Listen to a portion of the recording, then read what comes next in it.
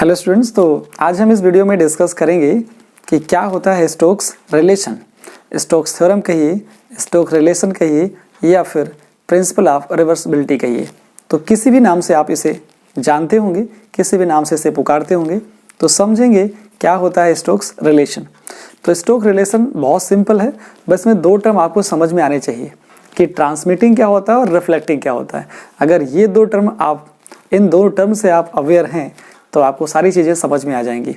ठीक है, एक होता है इंटरफेस। इंटरफेस क्या होता है? जो दो मीडियम को या दो मीडिया को सेपरेट करता है, उसको बोलते हैं इंटरफेस। तो एक मीडियम का रिफ्रैक्टिव इंडेक्स कुछ और होगा, दूसरे का कुछ और होगा। तो एक को हम रेयर लेंगे, दूसरे को डेंसर लेने वाले हैं। तो देखिए, मुझे यहाँ बात करनी है प्रिंसिपल ऑफ रिवर्सिबिलिटी की। तो प्रिंसिपल ऑफ रिवर्सिबिलिटी में क्या देखेंगे, उसी को हम लोग स्टोक्स थ्योरम कहेंगे या स्टोक्स रिलेशन कहेंगे।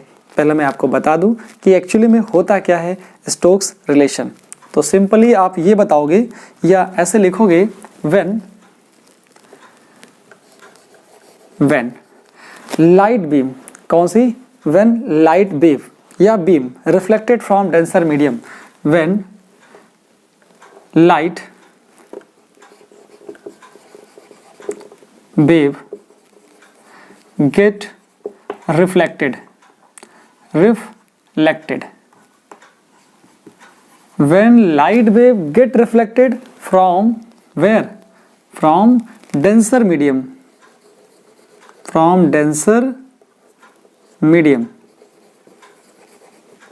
होगा क्या?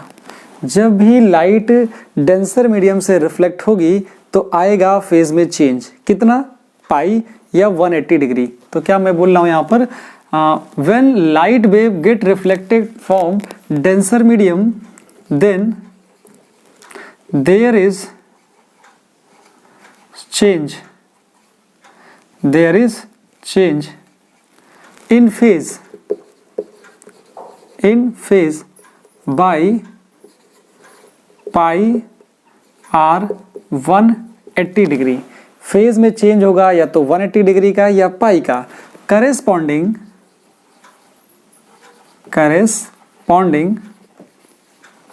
Change in wave length by lambda by 2, corresponding change in wave length, change in path difference by lambda by 2।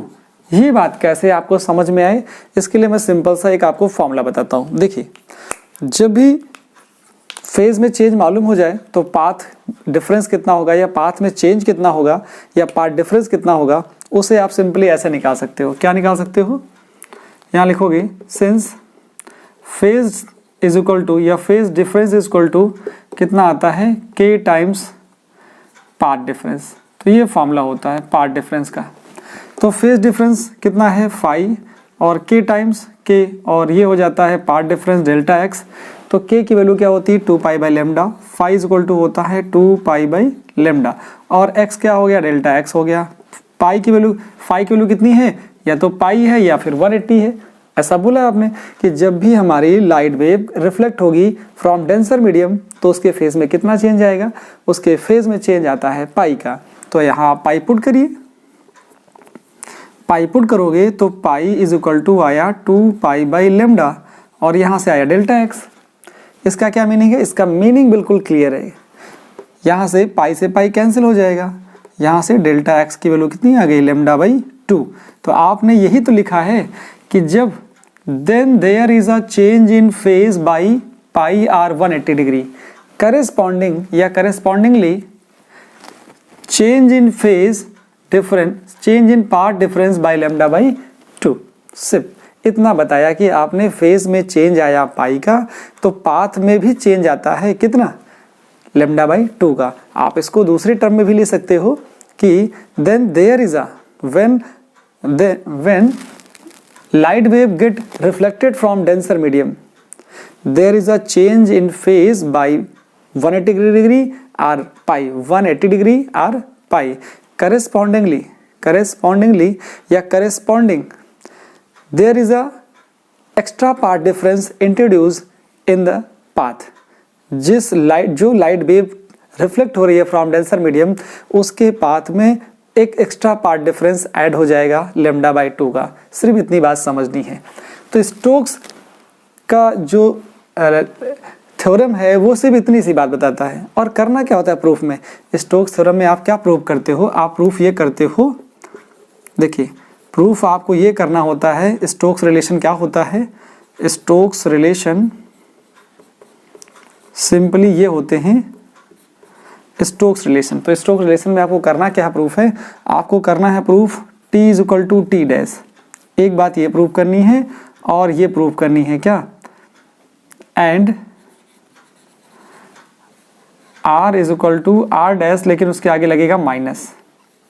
ये क्या बात है, यहाँ पर इस चीज़ का क्या इंडिकेशन है, यहाँ पर इस चीज़ का सिर्फ ये इंडिकेशन है कि जो ट्रांसमिटिंग लाइट वेव होगी उसके फेज में कोई चेंज नहीं होगा, जो ट्रांसमिटिंग लाइट वेव होगी उसके फेज में कोई चेंज नहीं होने वाला है। तो मैं लिख देता हूँ, इसका मतलब क्या है, that is no change in phase, no change in phase in transmitting light wave, transmitting light wave.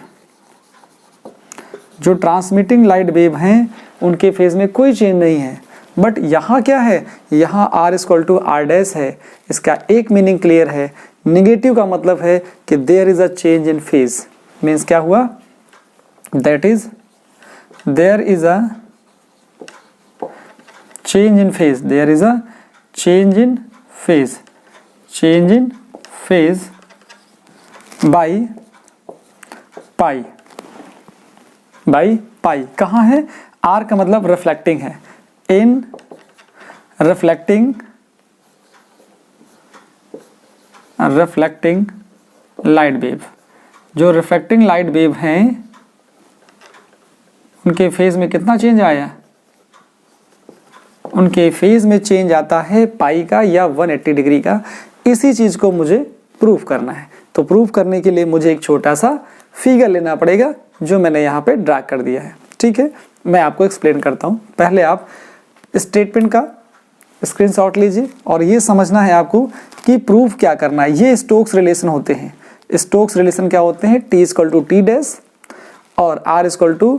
Minus sign इतना बताता है कि सिर्फ फेज में चेंज हो रहा है, और फेज में चेंज कब होता है, जब हमारी लाइट वेव रिफ्लेक्ट होगी डेंसर मीडियम से।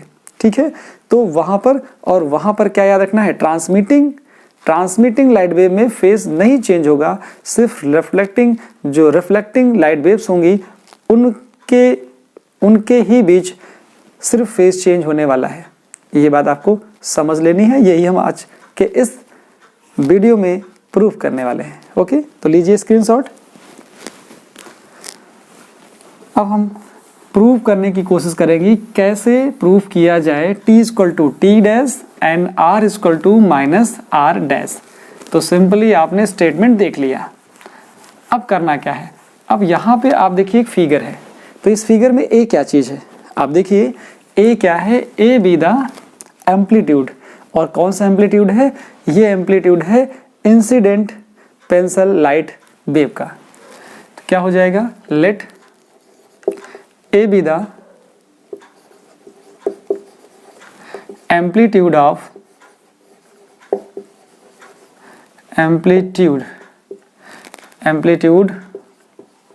let A be the amplitude of, कौन सी है ये, amplitude of pencil light wave, pencil light wave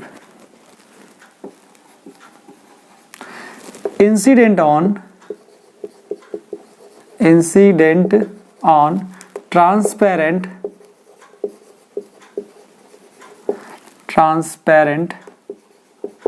material.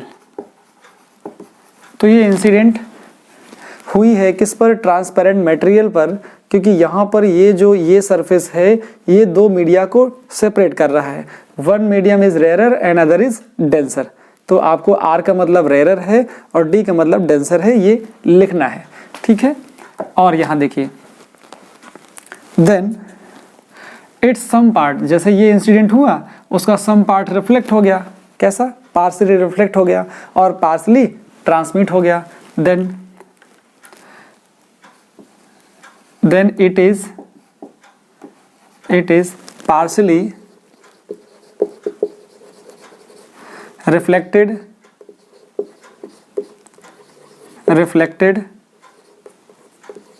and partially transmitted। तो ये तो हो गई हमारी लैंग्वेज। ये क्या हो जाती है, इतनी सिंपल से हमारी लैंग्वेज हो जाती है। अब इस लैंग्वेज में देखिए हमें दो चीज़ें और बतानी है। एक क्या बताना है, एक हमको बताना है कि आर क्या चीज़ है और एक बताना है टी क्या चीज़ है। तो जरा लिख लीजिए, आर क्या है, आर है आपके पास रिफ्लेक्टिंग कॉफिशिएंट,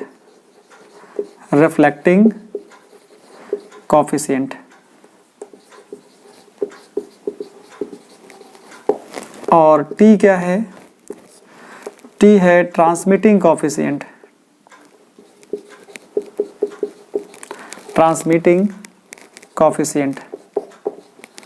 तो दो चीजें आपको नोट करनी है और समझनी है। और ये दोनों है कहाँ, इन rarer medium,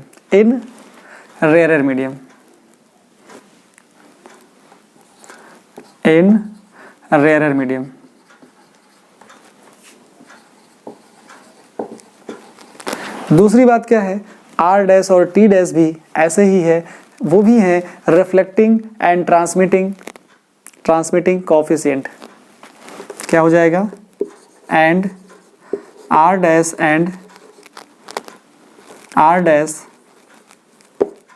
T dash R also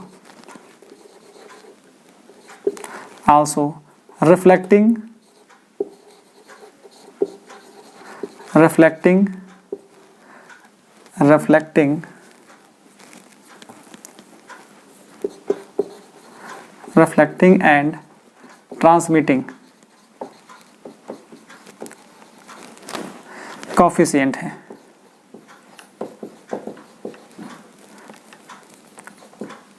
ठीक है, तो ये बात आपको समझ में आ गई कि कहाँ पे है, इन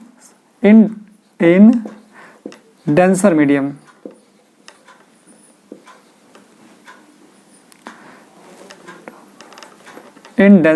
है। ठीक, तो एक रेयर मीडियम में है, एक डेंसर मीडियम में है। तो आर और टी किस में है, रेयर मीडियम में है, और आर डैश और T dash R also reflecting and transmitting coefficient in denser medium. तो जो लैंग्वेज थी वो आपने कर ली। अब यहाँ ये समझना है कि ए एम्पलीट्यूड की पेंसिल लाइट बीम इंसिडेंट हुई किस पर, ट्रांसपेरेंट मटेरियल पर। तो होगा क्या, कुछ पार्ट इसका रिफ्लेक्ट हो रहा है, कुछ पार्ट ट्रांसमिट हो रहा है। तो कितना ट्रांसमिट हो रहा है, कितना रिफ्लेक्ट हो रहा है, उस चीज़ को समझिए। यहाँ पे हम क्या लिखेंगे, यहाँ पे ये लिखेंगे, एरो बनाया। एरो बनाने के बाद हम क्या लिखेंगे कि यहाँ लिखेंगे कि रिफ्लेक्टिंग कोएफिशिएंट क्या होता है, रिफ्लेक्टिंग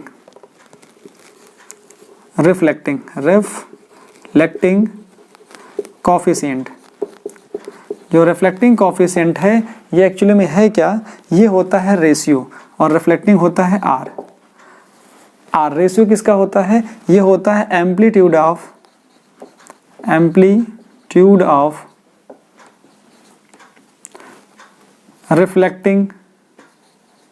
रिफ्लेक्टिंग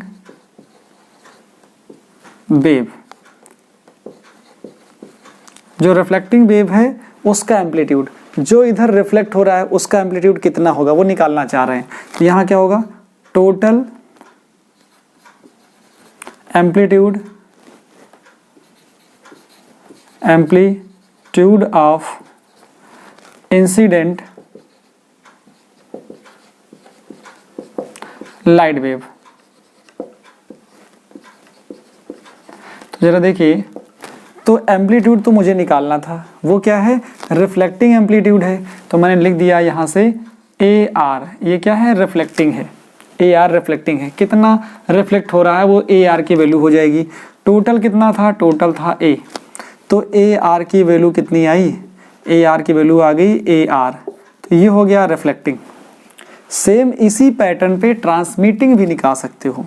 क्या निकालोगे आप लिखोगे ट्रांसमिटिंग कॉफिशिएंट क्या आ जाएगा, ट्रांसमिटिंग कॉफिशिएंट ये होता है T इक्वल टू, फिर लिखोगे आप amplitude of transmitting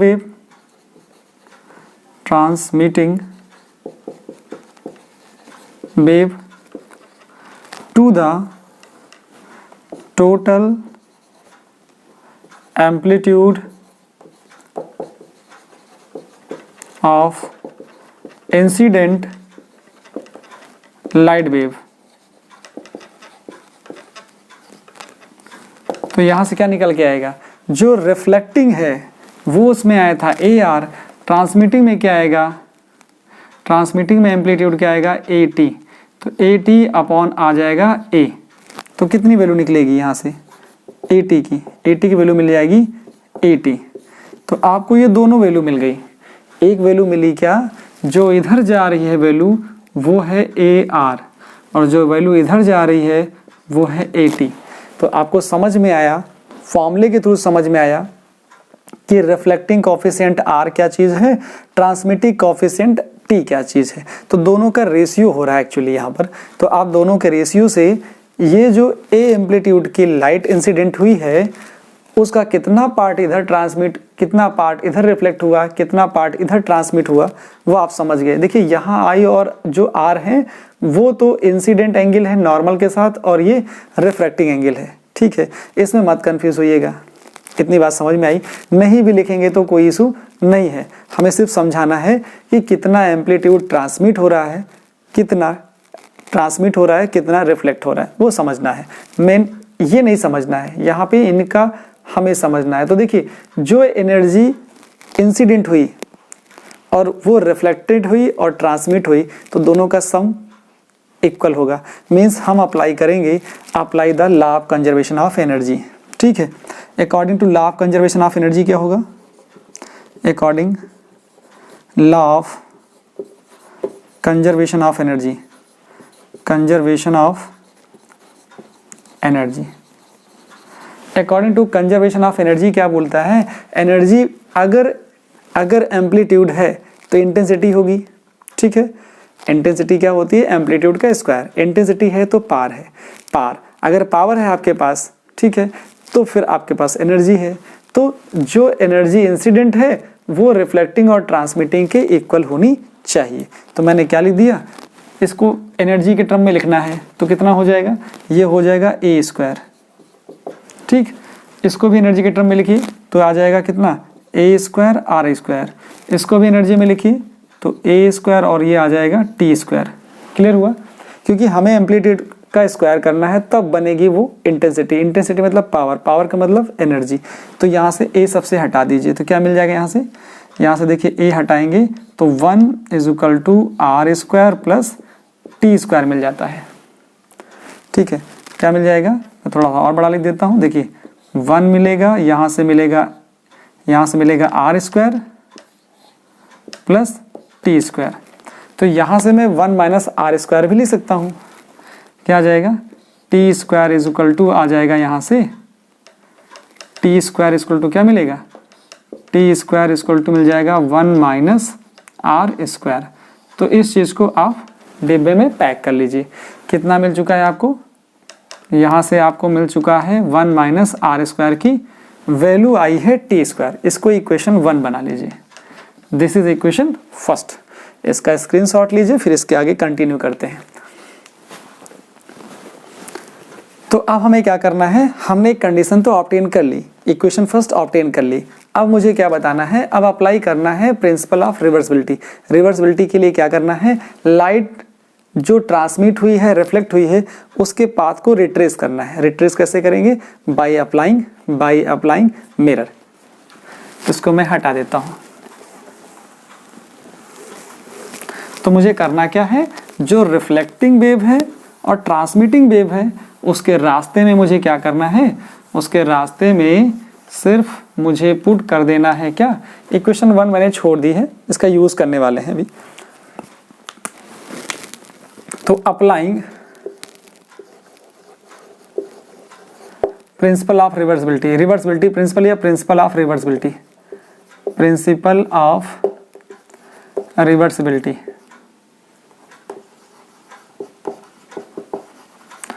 by applying mirror, by applying mirror। कहाँ यूज करोगे? by applying mirror in the path of transmitting and reflecting light wave, in the path of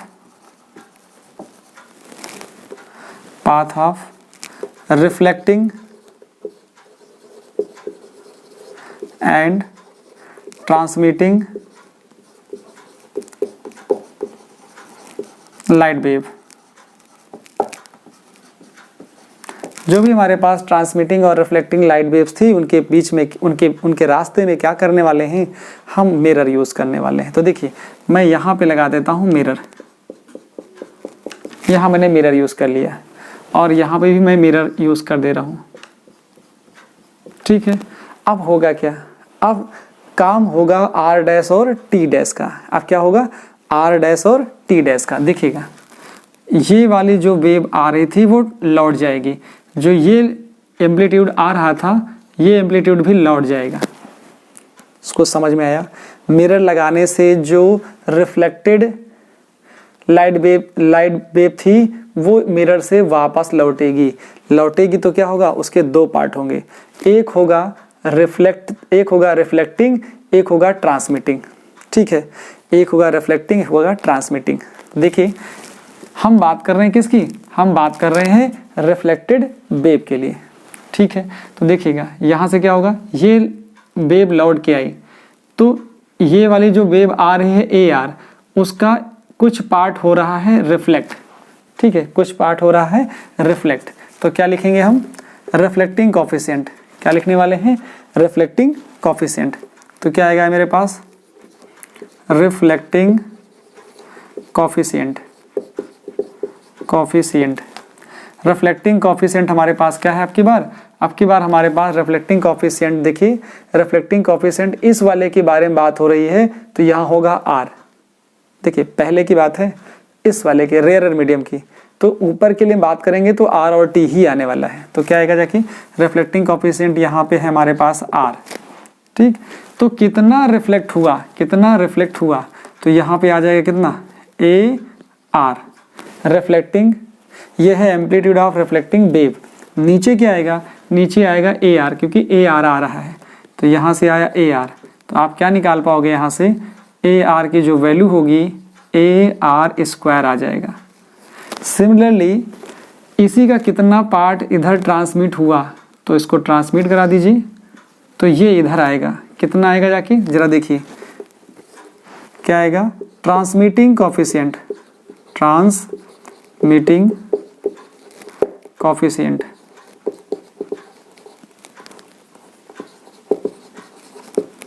ये आएगा T is equal to T इसके लिए ले रहे हैं, किसके? ए आर के लिए, तो ये आएगा ए टी अपॉन यहाँ पे आएगा सिर्फ ए आर। देखिए ए आर एम्पलीट्यूड है इंसिडेंट। जब ए आर एम्पलीट्यूड नीचे क्या लिखते हैं? नीचे लिखते हैं हम लोग total amplitude of incident light wave. तो ए आर इंसिडेंट हुआ, ट्रांसमिट हो रहा है तो टी लेंगे क्योंकि हम रेयरर के लिए ले रहे हैं, फर्स्ट मीडियम के लिए ले रहे हैं। देखिए ऊपर वाला फर्स्ट मीडियम है, नीचे वाला सेकेंड मीडियम है, सेकेंड वाला डेंसर है, फर्स्ट वाला रेयरर है। तो यहाँ से कितना आ गया? यहाँ से आपको मिल जाता है A T is equal to A R और टी। तो इन दोनों चीज़ों को जरा लिख दीजिए। होगा क्या? हो ये रहा है कि इधर हमारी जो वेव जा रही है वो कितनी है? ये हमको जो मिल गया है रिफ्लेक्ट वाला मिला है ए आर स्क्वायर, और जो ट्रांसमिट हो रहा है वो है ए आर टी। ये हो गया। सिमिलरली हम बात करेंगे किसकी? ए टी के लिए, रिफ्लेक्टिंग वेव के लिए। जरा देखिए क्या आएगा। हम बात करते हैं किसके लिए? इसके लिए। तो इसके लिए क्या होगा? रिफ्लेक्टिंग आएगा। तो रिफ्लेक्टिंग क्या होगा? रिफ्लेक्टिंग कोफिशिएंट कितना आएगा? आर। आपकी बार आर डैश आएगा। क्यों आएगा? क्योंकि हम इसके लिए बात कर रहे हैं, सेकेंड मीडियम की बात कर रहे हैं, तो आर डैश, क्योंकि यहाँ पे आर डैश है तो आर डैश इक्वल टू कितना आ गया? आर डैश इक्वल टू आ जाता है, ऊपर आएगा ए रिफ्लेक्शन का, ए क्योंकि कितना रिफ्लेक्ट हो रहा है, ए आर आ गया। ये है एम्पलीट्यूड ऑफ रिफ्लेक्टिंग वेव। नीचे क्या होता है? टोटल एम्पलीट्यूड कितना है? 80, यहाँ से आया 80, तो यहाँ से आप क्या निकालोगे? ए आर इजकल टू ये हो जाता है ए आर डैश टी। तो ये हो गया जो इधर वापस आ रहा है, ये वापस आ रहा है, कितना वापस आ रहा है? ये वाला आ रहा है ए आर डैश टी। क्लियर हो गया? ये ए आर डैश टी रिफ्लेक्ट हो रहा है। जरा इसका कितना पार्ट ट्रांसमिट हो रहा है? देखिए ट्रांसमिटिंग बहुत आसान है, सिर्फ थोड़ा सा आपको अपना माइंड यूज करना है रिफ्लेक्टिंग और ट्रांसमिटिंग कोफिशिएंट के लिए। ट्रांसमिटिंग कोफिशिएंट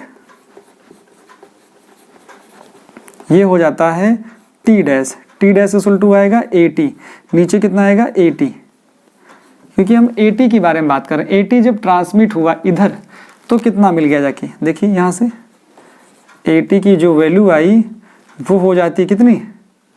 वो हो जाती है ए टी डैश, ये हो गया। देखिए ज़्यादा कन्फ्यूज़न हो रहा है तो जो डैश वाले हैं उनको डैश ले लीजिए, ये डैश आ गया, ये डैश आ गया। क्लियर हुआ? तो यहाँ मैं लिख सकता हूँ जैसे डैश वाला आया ये, तो ये वाला देखिए ये तो 80 हुआ, ठीक है, ये 80 हुआ और ये क्या हो गया? ए आर हो गया। ये ए आर डैश का है, तो आप यहाँ समझ जाएंगे A R 80 A dash R और ए डैश टी आ गया। अब मुझे क्या लगाना है? अब मुझे कंपेयर करना पड़ेगा। कैसे कंपेयर करना पड़ेगा? देखिए जो पहले फिगर बना था वो कुछ ऐसा था कि कोई लाइट वेव यहाँ पे आई थी जिसका एम्पलीट्यूड ए था और ये इधर ट्रांसमिट हुई थी, तो ट्रांसमिट हुई तो 80 था और इधर रिफ्लेक्ट हुई थी तो ए आर था। क्लियर? ये एंगल आर था और ये एंगल आई था, ये था नॉर्मल। इतनी बात आपको पता थी। यहाँ पे हम चाहें तो ओ ले सकते हैं, यहाँ भी ओ ही है। ठीक, देखिए इधर जो इंसिडेंट हो रही है वो देखिए, रिवर्सिबिलिटी का मतलब क्या होता है? पाथ आपको सेम देखना है। देखिए अंदर आने वाला पहले कितना था? ए एम्पलीट्यूड था। अब देखिए जाने वाला कितना हो जाएगा? जरा यहाँ लिख देता हूँ मैं, ये तो रिफ्लेक्शन का था और A T dash, A T dash, ये देखिए ये चीज़ बाहर जा रही है और ये चीज़ बाहर जा रही है। पहले इसी रास्ते पे ए आ रहा था, इसका मतलब क्या हो गया? कंपेयर करना है मुझे फिगर फर्स्ट और सेकंड। तो ये फिगर हो जाता है अब फर्स्ट, पहले यही बना था, ये बाद में जब हम मिरर यूज़ कर लेंगे तो फिगर बन जाएगा सेकंड। तो from figure first and second, तो from figure first and second, तो फिगर फर्स्ट और सेकंड से क्या मिलेगा?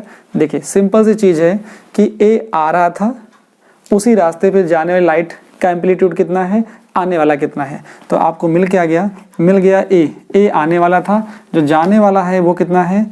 A R square plus A T dash, यही है। और देखिए जरा सा, इस रास्ते में कुछ नहीं है, यहाँ पे लगा है, इसका मतलब यहाँ लगा है, यहाँ कुछ नहीं है तो यहाँ 0 है। ठीक है, तो ये आ जाएगा यहाँ से, एंड ये क्या मिल जाएगा? एक तो ये मिल रहा है और दूसरा क्या मिलेगा? दूसरा मिलेगा ये वाला, ये यहाँ पे कुछ नहीं है तो A R T plus A R dash T is equal to 0। दो चीज़ें मिलेंगी, एक तो ये मिलेगी और एक ये मिलेगी। ठीक है, तो देखो दोनों का अलग अलग करते हैं। यहाँ से ए हटा दीजिए तो यहाँ आया 1 is equal to R square plus T dash, यहाँ से क्या होगा? 1 minus R square is equal to T dash. इसका मतलब क्या हुआ? ये यूजिंग फर्स्ट कर लिया मैंने, यूजिंग इक्वेशन फर्स्ट, तो यहाँ आ जाएगा कितना? देखिए टी स्क्वायर, ये आ गया टी स्क्वायर, यहाँ से टी डैश, तो T is equal to T dash आ गया। मैंने यही तो कहा था कि यही स्टोक्स रिलेशन है। जब T equal to T dash आ जाए इसका क्या मतलब है? No change in transmitting, no change in phase, no change in phase in transmitting light wave, no change in phase. तो यहां लिख सकते थे hence no change in phase, no change in phase इन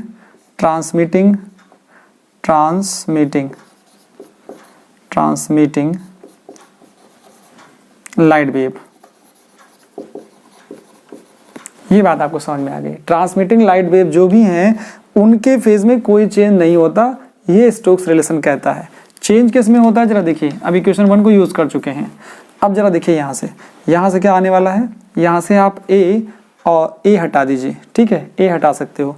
ए हटा के दोगे क्या आ जाएगा, यहाँ से ए हटा दोगे तो यहाँ बचेगा R T plus R dash T, ठीक है। तो आप देख रहे थे ए, मैं इसको यहाँ से हटा क्या सकता हूँ, मैं ए और टी दोनों हटा सकता हूँ, ए और टी दोनों हटा दूंगा तो क्या बचेगा, R plus R dash equal to 0 या R equal to minus R dash.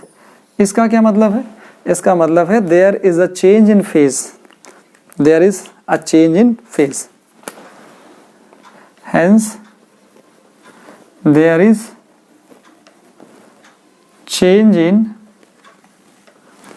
change in phase in reflecting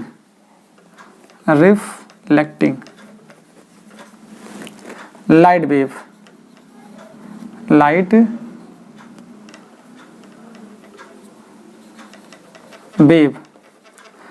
by phase